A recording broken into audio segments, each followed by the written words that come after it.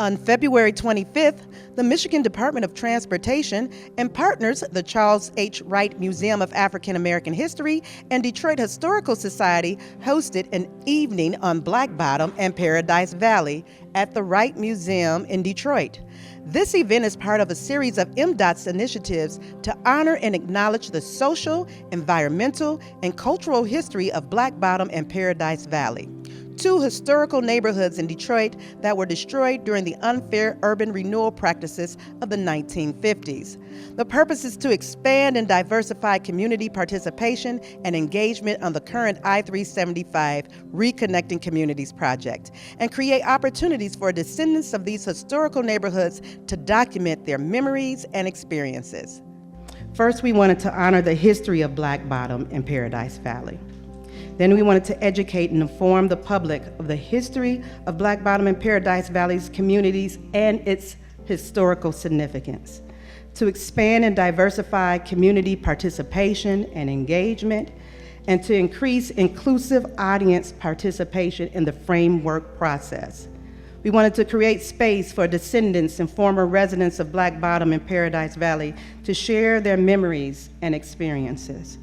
And we wanted to share information on the opportunities created by the I-375 Reconnecting Communities project. Black Bottom, Paradise Valley, for the longest, that is now changing, but for the longest has not been taught in the city of Detroit, in the classrooms in the city of Detroit.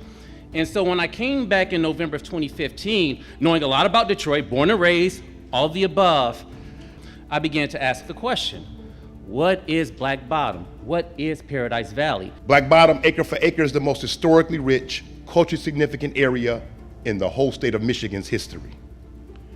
Why? Because so many people's history is tied to that place.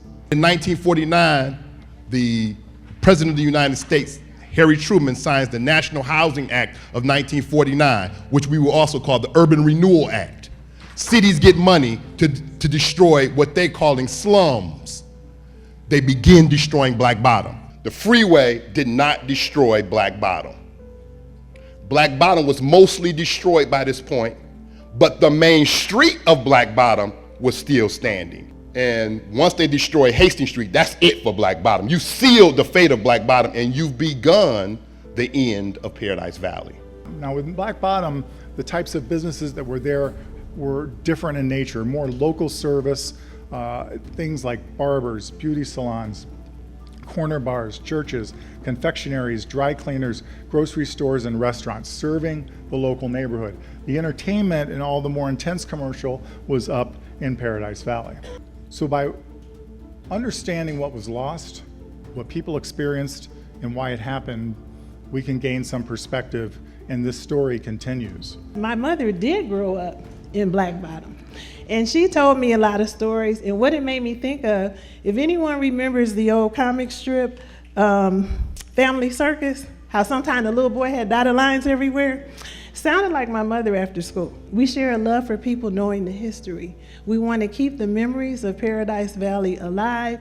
For additional information on the I-375 Reconnecting Communities project, visit www.michigan.gov/I-375.